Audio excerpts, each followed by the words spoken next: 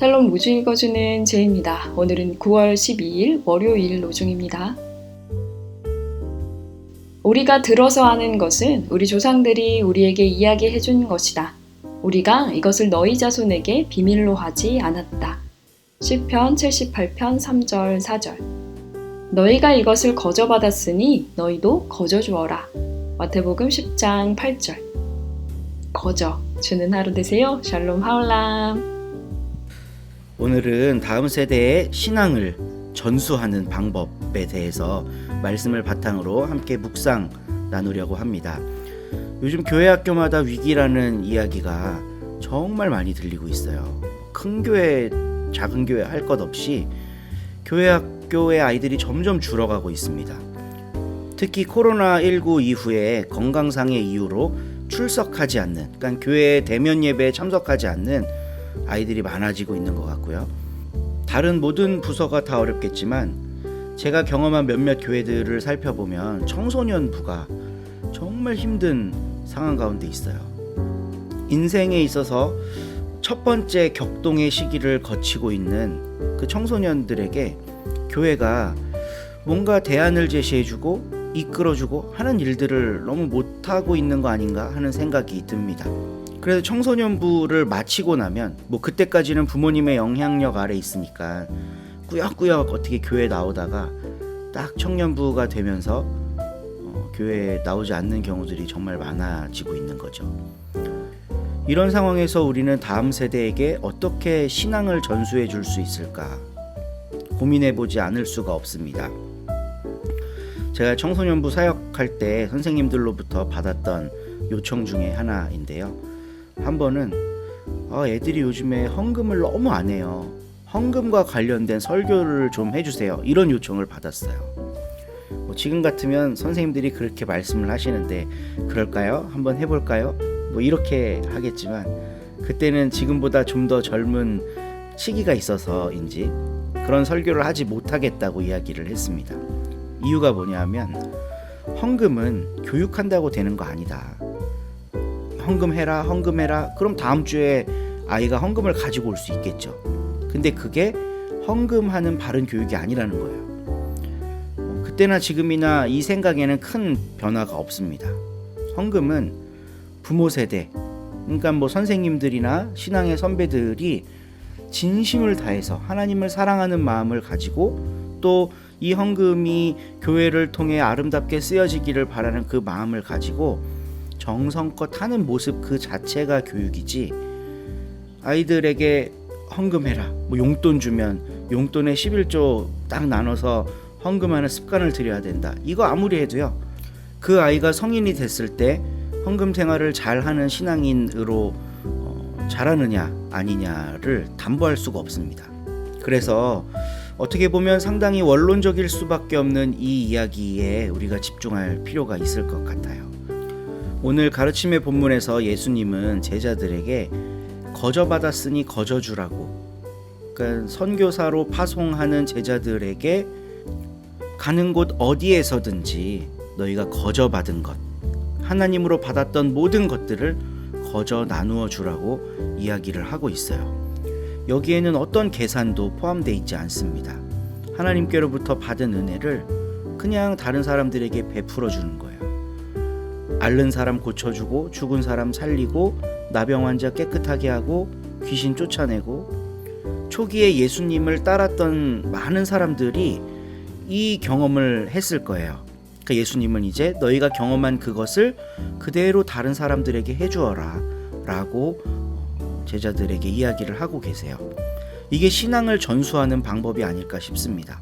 내가 받은 은혜, 내가 하나님으로부터 받았던 그 복들을 다른 사람들과 나누는 모습을 보여주는 것, 이게 다음 세대에게 신앙을 전수하는 길인 것 같아요. 그러니까 어떤 체계적인 교육 시스템을 가지고 아이들에게 신앙을 주려고, 그러니까 주입해 주려고 해도 이제는 안 되고 있는 걸 절감하는 현실이거든요. 그럼 우리는 이제부터 어떤 방식으로 다음 세대에게 신앙을 전수해 줄 거냐, 우리가 참된 신앙인이 되는 방식으로 전수해 줄 수 있다. 내가 하나님으로부터 은혜 받고 그것에 감사해서 나누는 모습을 보여주는 것으로 다음 세대에게 신앙을 전수해 줄 수 있다 하는 우리 묵상을 함께 나눕니다. 오늘 함께 읽을 새한글 성경 본문은 마태복음 26장이고요. 홍승만 목사님이 낭독해 주십니다. 연휴의 마지막 날 평안히 쉬시고 이번 한 주도 승리하시기를 기도합니다. 26장. 예수님이 이런 말씀들을 모두 끝마치셨을 때 제자들에게 말씀하셨다. 그대들이 알다시피 2일 뒤면 넘는 명절 유월절입니다. 이제 인자가 넘겨져서 십자가에 매달리게 될 겁니다. 그때의 대제사장들과 또 백성의 원로들이 가야바라 하는 대제사장의 공간으로 모였다. 그들은 이를 꾸며 예수님을 붙잡아 죽이려고 계획을 세웠다. 그러나 그들은 말했다. 명절에는 죽이지 맙시다. 백성들이 들고 일어날 겁니다. 베다니에서 예수님이 심한 피부병 앓았던 시몬의 집에 계실 때였다. 어떤 여자가 예수님께 다가왔는데 매우 값비싼 향유가 담긴 고급 병을 들고 있었다. 예수님이 음식을 드시려고 기대에 앉아 계셨는데 그 여자가 예수님 머리에 향유를 부어드렸다. 제자들이 보고서는 화가 치밀어 말했다. 뭘 위해 이렇게 헛되이 써버렸단 말인가요? 이걸 팔면 돈을 많이 받았을 텐데요. 그것을 가난한 사람들에게 줄 수 있었을 텐데요. 예수님이 알아차리시고 제자들에게 말씀하셨다. 왜 이 여자를 성가시게 합니까? 그는 나를 위해 좋은 일을 해주었어요. 가난한 사람들은 늘 그대와 함께 있어요. 그러나 나는 늘 있는 게 아닙니다. 이 여자가 내 몸에 향유를 부은 것은 내 장례를 준비하려고 한 것입니다. 아멘, 그대들에게 말합니다. 온 세상 어디서든 이 복음이 선포되는 곳에서는 이 여자가 한 일도 언급되어 그를 기억하게 될 것입니다. 그때의 12 가운데 하나 곧 가룟 사람 유다가 대제사장들 한테로 갔다. 유다가 말했다. 저에게 뭘 주시겠습니까? 제가 대제사장님들께 그분을 넘겨드리면요. 그들은 유다에게 은 돈 30을 주기로 정했다. 그래서 그때부터 유다는 좋은 기회를 찾아서 예수님을 넘겨주려고 했다. 누룩 없는 명절 무교절의 첫날이었다. 제자들이 예수님께 다가와 여쭈었다. 선생님이 드실 넘는 명절 유월절 음식을 저희가 어디에서 준비하기를 바라십니까? 예수님이 말씀하셨다. 예루살렘 도시 안으로 가서 아무개한테 찾아가 그에게 말하세요. 선생님이 이렇게 말씀하십니다. 내 때가 가까워요. 넘는 명절 유월절을 그대 집에서 내 제자들과 함께 지키려고 합니다. 제자들은 예수님이 자기들에게 지시하신 대로 하여 넘는 명절 유월절 음식을 준비했다. 저녁이 되자 예수님이 12과 함께 음식을 드시려고 기대에 앉으셨다. 그들이 먹고 있을 때에 예수님이 말씀하셨다. 아멘, 그대들에게 말합니다. 그대들 가운데 하나가 나를 넘겨줄 것입니다. 그러자 제자들이 몹시 괴로워하면서 한 사람씩 저마다 예수님께 여쭙기 시작했다. 설마 저는 아니지요, 주님? 예수님이 대답하셨다. 나하고 한 상에서 먹는 사람, 그 사람이 나를 넘겨줄 겁니다. 인자는 떠나갑니다. 인자에 대해 성경에 적어둔 대로지요. 그렇지만 끝장입니다. 인자를 넘겨주는 바로 그 사람은 태어나지 않았더라면 좋았을 겁니다. 이 말을 받아 유다, 곧 예수님을 넘겨줄 이가 여쭈었다. 설마 저는 아니지요, 랍비님? 예수님이 대답하신다. 그대 스스로 말했군요. 그대들이 먹고 있을 때 예수님이 빵을 들어 감사기도를 드리시고 떼어 제자들에게 주시고는 말씀하셨다. 받으세요, 드세요. 이것은 내 몸입니다. 또 잔을 들어 감사드리시고 제자들에게 주시며 말씀하셨다. 모두들 이 잔을 받아 마시세요. 이것은 내 피입니다. 죄를 용서받도록 많은 사람을 위해서 쏟는 언약의 피입니다. 그대들에게 말합니다. 지금부터 나는 포도나무에서 난 이것을 절대로 마시지 않을 겁니다. 바로 그날이 되어 내 아버지의 나라에서 그대들과 함께 그것을 새로 마실 때까지는요. 그리고 그들은 찬송을 부른 뒤에 나가서 올리브산으로 갔다. 그때 예수님이 제자들에게 말씀하신다. 바로 그대들은 모두 나 때문에 걸려 넘어질 겁니다. 바로 이 밤에요. 성경에 이렇게 적혀 있으니까요. 내가 목자를 칠 것이다. 그러면 뿔뿔이 흩어질 것이다. 양떼에 속한 양들이. 그렇지만 내가 일으킴을 받아 살아난 뒤에 그대들보다 먼저 갈릴레아로 갈 겁니다. 그러자 베드로가 예수님께 대답했다. 남들은 다 선생님 때문에 걸려 넘어지더라도 저만은 결코 걸려 넘어지지 않을 겁니다. 예수님이 베드로에게 말씀하셨다. 아멘. 그대에게 말하는데 바로 이 밤에 닭이 울기 전에 그대는 3번 나를 완전히 저버릴 겁니다. 베드로가 예수님께 말씀드린다. 제가 선생님과 함께 죽어야 한다 하더라도 선생님을 저버리는 일은 절대로 없을 것입니다. 다른 제자들도 모두 똑같이 말씀드렸다. 그때 예수님이 제자들과 함께 겟세마네라 하는 곳으로 가신다. 그리고는 제자들에게 말씀하신다. 내가 저기로 나아가서 기도하는 동안에 이곳에 앉아 있어요. 그러고는 베드로와 세베대의 두 아들을 데려가셨다.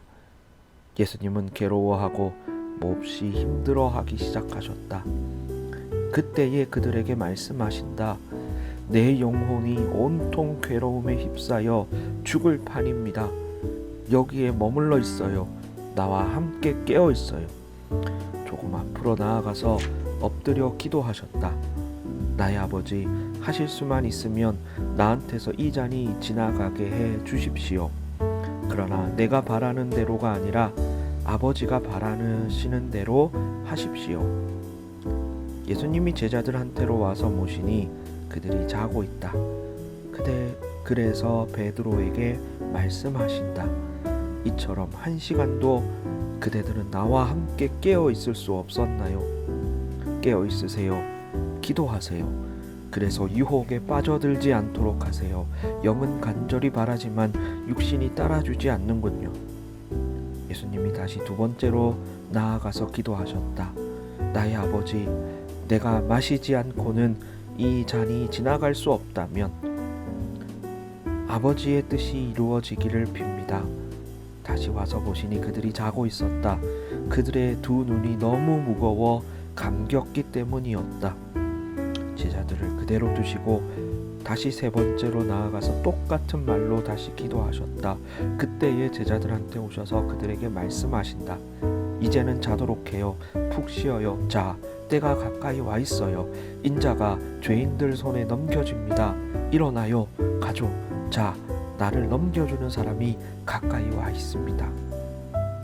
예수님의 말씀이 아직 끝나지 않았는데 보라, 12 가운데 하나인 유다가 왔다. 큰 무리가 그와 함께 왔는데 칼과 몽둥이를 들고 있었다. 백성의 대제사장들과 원로들이 그들을 보낸 것이다. 예수님을 넘겨주는 사람이 그들에게 어떤 신호를 줄지 이렇게 말하여 알려주었다. 내가 입맞춤하는 사람이 바로 그 사람입니다. 그를 붙잡으세요. 유다가 곧바로 예수님께 다가가서 안녕하십니까 라삐님 하고 불렀다. 그러고는 그분께 다정히 입을 맞추었다. 예수님이 유다에게 말씀하셨다. 이봐요 친구, 그 일을 하러 왔군요. 그때에 함께 온 사람들이 다가가서 예수님께 손을 대서 그를 붙잡았다. 그런데 보라, 예수님과 함께 있던 사람 가운데 하나가 손을 뻗어 자기 칼을 빼냈다. 그러고는 대제사장의 종을 내리쳐서 귀를 잘라버렸다. 그때 예수님이 그에게 말씀하신다. 그대 칼을 도로 제자리에 갖다 꽂으세요. 칼을 잡은 사람은 모두 칼로 망할 겁니다. 아니면 그대가 보기에는 내가 아버지께 도움을 요청할 수 없을 것 같나요? 아버지가 이제라도 12개 레기온보다 많은 천사들을 내 옆에 세워주실 수 있을 겁니다. 그러면 성경 말씀들이 어떻게 이루어질 수 있겠어요? 반드시 이와 같이 되어야 한다고 했는데요.